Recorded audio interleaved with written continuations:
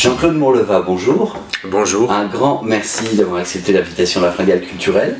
On se retrouve pour la deuxième fois. On s'était vu déjà pour le livre précédent que vous avez écrit à quatre mains avec Anne-Laure Bondou. J'ai toujours du mal avec son pardon.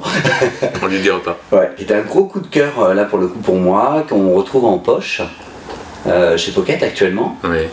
Donc ça c'est la bonne nouvelle parce que ce bouquin continue sa vie. C'est une surprise pour vous? Une bonne surprise, oui. Mais bon, il y avait beaucoup de signes qui montraient que voilà, les gens aimaient ce livre, qui est plein d'énergie, qui a été vendu comme tel, comme un feel good book, on dit comme ça. C'est ça. Voilà, il faut lire ça, ça donne la pêche, c'est positif. Alors qu'il y a du douloureux dedans aussi.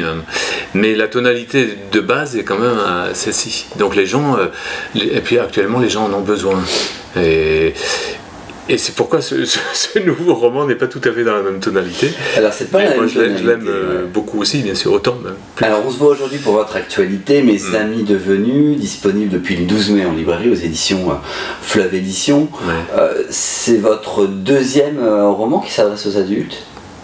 C'est le troisième en réalité, parce que le tout premier date d'une dizaine d'années déjà, mais il est resté assez confidentiel, et c'était un récit, on va dire plus qu'un roman, un peu autobiographique, où je racontais ma première année dans un internat en Auvergne, quand j'avais 10 ans, donc c'est tout à fait autobiographique.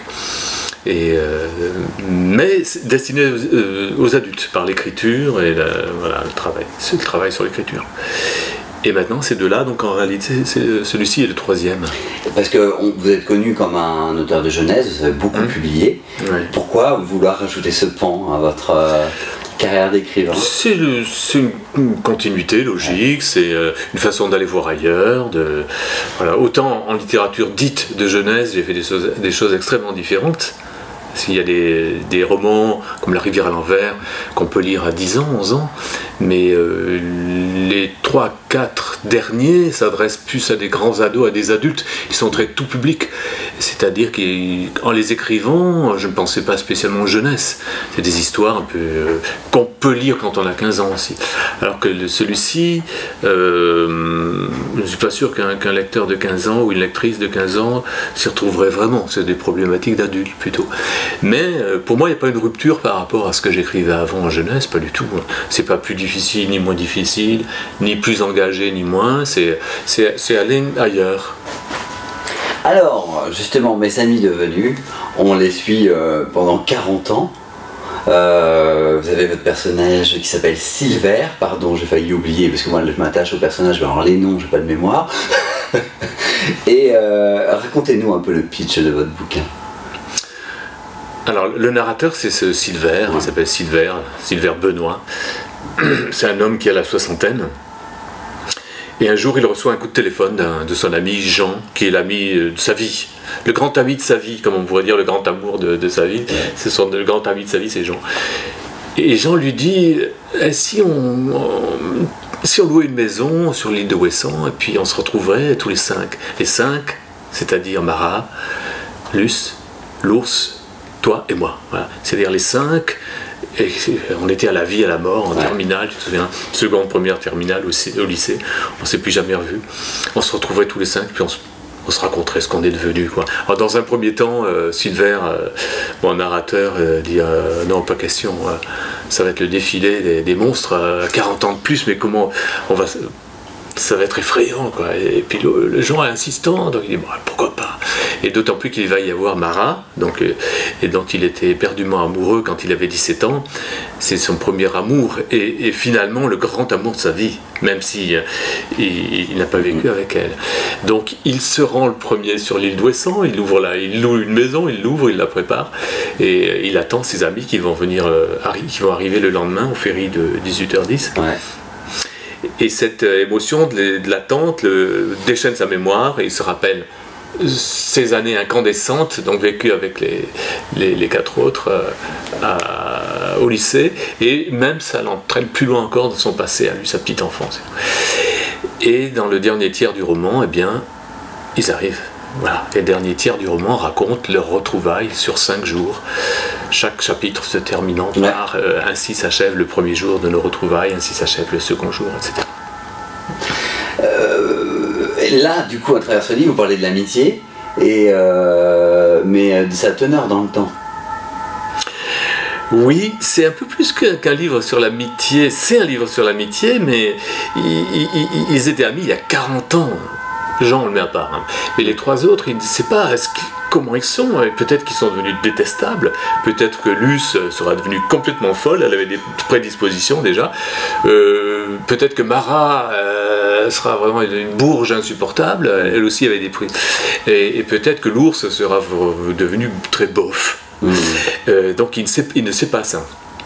Et il va voir. Mais donc ce roman, bien sûr. Mais le roman n'est pas seulement sur l'amitié, c'est aussi ça l'est devenu alors que je l'écrivais, je l'avais pas vraiment prévu. C'est un roman aussi sur qu'est-ce que c'est que notre vie. Il me semble que notre vie n'est pas simplement l'addition de ce qu'on a fait. L'addition de ce qu'on a fait. Notre vie, elle est beaucoup plus que ça en fait. Elle est les rêves qu'on a eus qui n'ont pas été accomplis, les regrets, les choses sur lesquelles on se projette, plein de choses qui n'existent pas et qui font notre univers mental.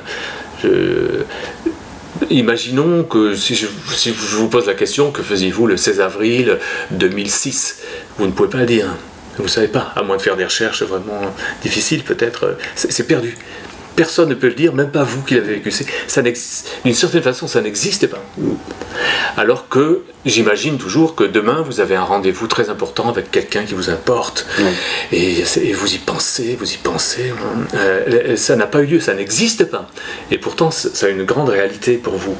Donc je pense que notre vie, une fois de plus, elle n'est pas constituée de seulement ce qu'on a fait ou pas fait, mais de nos rêves, des regrets, des projections, etc. Je crois. Du coup, on parlait de la tonalité du précédent livre, la tonalité de celui-ci, c'est très différent. Celui-ci, moi, je l'ai trouvé plus dans une démarche beaucoup plus mature. Je dis pas que l'autre l'était pas, hein, mais là, c'est de la réflexion, c'est de la maturité, c'est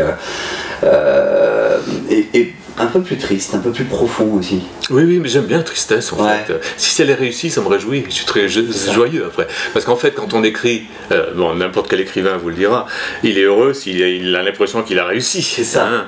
Il n'est pas heureux parce que son livre est drôle. Ou parce que son livre il n'est pas triste. Si on pincé le cœur par moment, vous êtes ravis là. Ah oui, une petite larme ne me gêne pas du tout. Hein. Non, j'ai eu beaucoup de retours dans ce sens. Il y a des gens qui ont été bouleversés à tel ou tel moment, bien sûr. Parce que, alors je ne sais pas si c'est une très bonne pub que je fais pour mon propre livre. Il y a pas mal de morts dans ce livre-là. Oui. Voilà. Sans compter les morts fantasmées. C'est-à-dire le narrateur, il a une spécialité pas très glorieuse, je ne sais pas, d'imaginer la mort des gens qu'il aime, de sa mère, de ses amis.